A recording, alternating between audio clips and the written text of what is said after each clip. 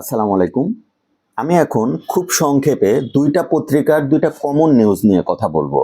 আপনাদের আজকের ভিডিওটা দেখা খুব বেশি প্রয়োজন।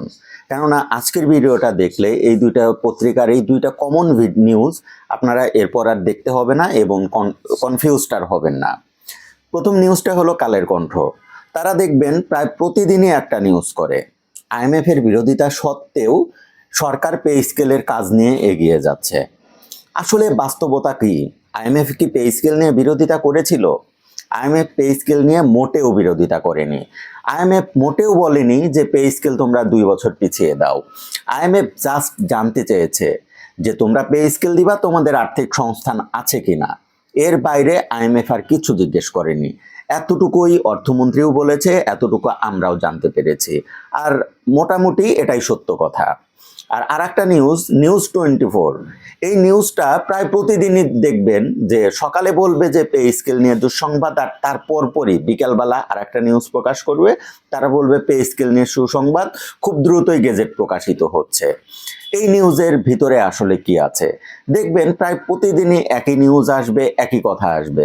তারা বলবে যে অক্টোবরে আইএমএফ এর একটা বৈঠক আছে, একটা মিটিং আছে, সেই চূড়ান্ত মিটিংয়ের আগে আগে অথবা পরে সরকার পে স্কেলের চূড়ান্ত গেজেটটা প্রকাশ করতে পারে। তাদের প্রত্যেক দিনই একই নিউজ থাকবে, একই কথা থাকবে, জাস্ট শিরোনামটা একটু ১৯-২০ করে দিবে। আমি আপনাদের কাছে অনুরোধ করব যে আপনারা এই ২টা নিউজ এরপর থেকে আর কোনোভাবেই ক্লিক করবেন না। আর এই যে শেষের নিউজ, এটার বাস্তবতা আসলে কি ছিল, এটারও কিছু বাস্তবতা আছে। পে কমিশন তাদের রিপোর্ট দিয়ে দিয়েছে, বাস্তবায়ন কমিটি পে স্কেল বাস্তবায়নের জন্য তারা কিন্তু কাজ অলরেডি শুরু করে দিয়েছে এবং কাজ কিন্তু শেষ পর্যায়ে আছে। এখন মন্ত্রী পরিষদের অনুমোদন লাগবে, অনুমোদনের পরে সেটি চূড়ান্তভাবে গেজেট আকারে প্রকাশ হবে।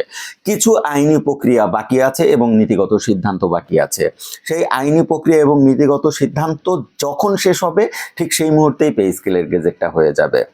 সরকার নীতিগতভাবে সিদ্ধান্ত নিয়েছে যে তারা পে স্কেল এই অর্থবছর থেকেই কার্যকর করবে। সুতরাং এইখানে আইএমএফ এর কোনো বাধা নেই, এইখানে আইএমএফ এর বৈঠক কোনো বিগ ইম্প্যাক্ট ফেলবে না। এখন আমি আপনাদের একটা টাইমলাইন দিয়েছি, সেটি হলো সেপ্টেম্বরের শেষ নাগাদ, মাঝ বরাবর অথবা শেষ নাগাদের মধ্যে পে স্কেলের গেজেটটা হতে পারে। যদিও বিভিন্ন সোর্স থেকে প্রাপ্ত তথ্য অনুযায়ী অক্টোবরের ফার্স্ট উইকের দিকে পে স্কেলের গেজেট হতে পারে। তবুও আমার কেন যেন মনে হচ্ছে পে স্কেলের চূড়ান্ত গেজেট সেপ্টেম্বরেই হয়ে যাবে।